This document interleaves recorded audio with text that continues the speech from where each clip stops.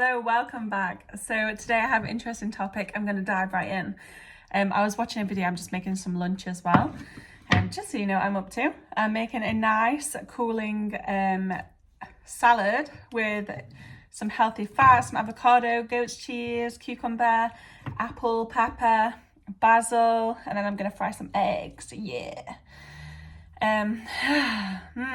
It's a beautiful day. The sun shines out. So I'm watching this video and it's making me laugh, and they're talking about like a couple that's gone to like a swingers club, and like the guy's loving it, like he's, you know, having sex with these women, and like he's like loving his life. He's like, yeah, thank you babe for like doing this joint experience together. And then like he then talks about like this guy with this massive like elephant pipe, like wants to have sex with his girlfriend, and he's like, there's no way you're putting that in my girlfriend. And she's like, I want it. She's like, I want it. So obviously there's nothing he can do at this point. So now he's got to accept that like his girlfriend's going to be taking all this dick, and basically he's never able to look at his girlfriend again, because like this guy's dick was obviously bigger than his. Then he's feeling emasculated, if that's the proper way to say it, like emasculated. I kind of want to show you the salad I'm making as well, just so you can like watch, you know, so you've not got to watch me like half-assed talking. Yeah, there we go. Sorry, I'm trying not to do this in a messy way. So he's like, he can't.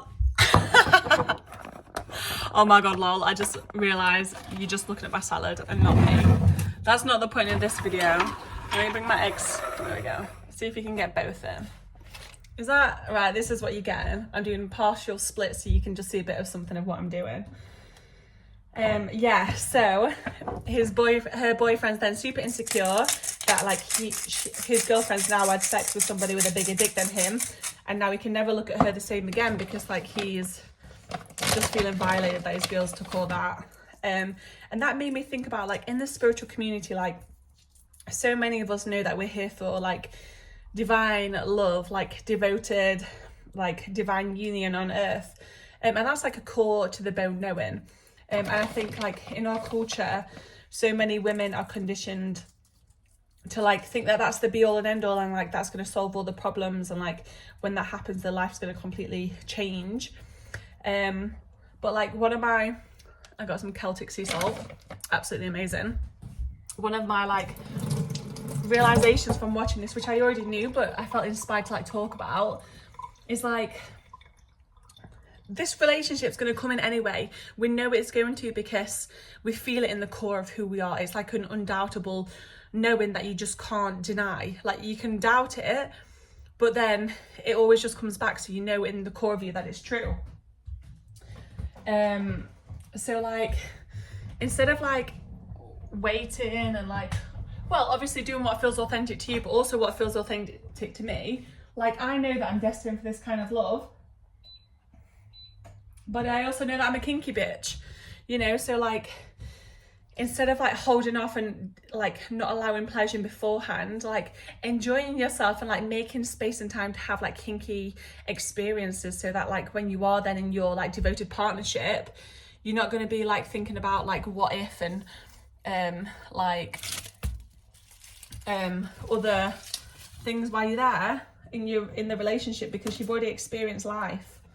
And I think, you know, people are quick to rush into like relationships and partnerships and marriage and things like this in like long-term commitment, but actually like they've still got so much experimenting to do, they've still got so much living to do.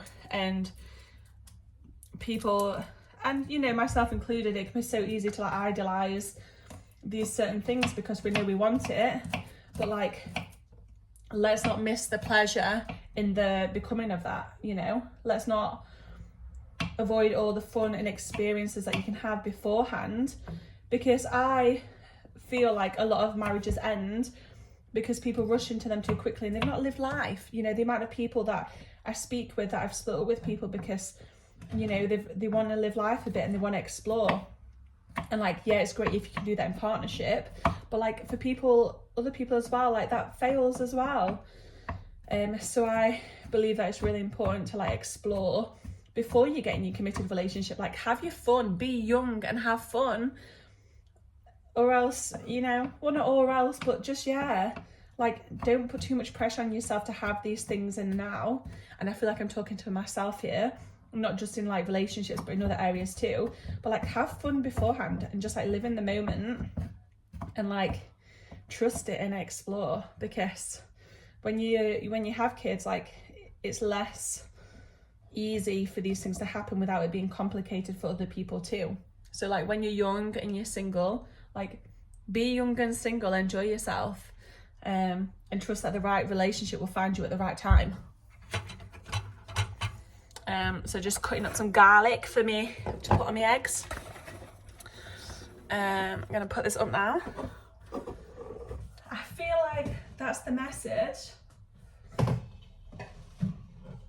I try to do it in like a humorous way. I think it's just so relatable because like us women, we love, and like there can be this thing of like wanting to rush it or wanting to like make sure it's around the corner, or like you feel it in your bones that it's around the corner. But like, yeah, this life's to be lived, and you know, we're kinky bitches too. And like, sometimes, you know, we might say, oh, well, when I've got a partner, I want to share that person anyway and we can have fun together. But like, who knows when you're actually in that relationship, like if you'd actually want to share that person, just like that example that I gave at the beginning. Like, it's all fun when it's like in your mind, when you're thinking about it, when it's just like a fantasy. But when you're actually in that moment and you're seeing your partner being like, getting absolutely railed by somebody else, is it going to ruin the relationship, you know? Are you actually going to enjoy it? Will it change things between you? So, yeah. I can't believe, so like part of my journey, and I feel a bit defensive when I talk about this because I like to share wisdom, but I can be quite defensive of like talking about my story. But like, a big part of my story, to be completely honest, was actually like shaming myself for like my past sexual experiences before I was like spiritual, whatever this means. Because when I got into spirituality, I didn't think that sexuality was welcome in the spiritual space. I thought it was like shadow, and it meant like all these things about me, like it wasn't spiritual and all these things, but it's not. It's the most spiritual thing ever when done from a place of empowerment and knowing yourself and from wholeness, and you're not trying to take, or you're not doing it from not enoughness or needing to prove your value or worth. Yeah, and then I was like so ashamed of like my sexual experiences, but like, just showing you my titties there, titties. But now like I love it. Like, oh, I thought I saw somebody in the mirror there in my house. Paranoid, feeling tense because I'm talking about a tense topic, sharing vulnerably here. Yeah, but now I'm actually so proud that like I've had all these experiences, because like I know what I like and what I don't like, and I got to have fun, and I got to have fun while I was young. And even, you know, I can have fun now. It's not a thing of like you can only have fun when you're young. It's more like I like to have fun, and I'm glad I allowed myself to have fun.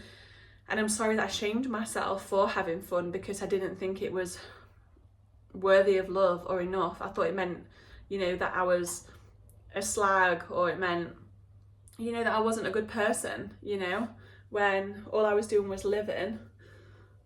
And that's okay, you know, and I tried not to hurt anybody in the process. I'm sure I probably did along the way, because we all do unknowingly and also unintentionally, and that's okay. So yeah, that's the message for today. Peace out. Enjoy your sexuality, enjoy yourself before you have commitments and responsibilities. Talking about responsibilities and commitments, like it's the same with cars, furniture, like animals, like they're actually big responsibilities. And I feel like that's not spoke about enough, of like, when like even clothes, like when something breaks you have to replace it, and you don't know when things are gonna break. Like having things is like a lot of responsibility. It's challenging, you know, all these simple things. Being like an adult, having all these responsibilities is bloody hard, you know, and I feel like that's not spoke about enough.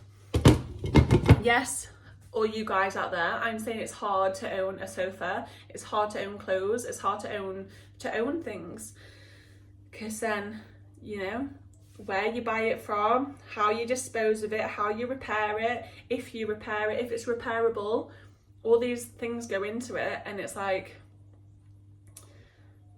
obviously we learn, well, a lot of us learn through experience, but like so many things that you just don't know until you've bought it, then you're like, god damn. But then you learn for next time. Yeah, it's crazy, it's crazy. But we can do this, you know, we can do this. I believe in us. We can always find a way, and we always make a way, because we're trailblazers. Lol. Talk about trailblazing with a couch or with a piece of clothing. But it's true, you know. Lots of love. Thank you for tuning in today and sticking around. Drop a little t-shirt emoji in the comments if you stuck till the end. And yeah, lots of love.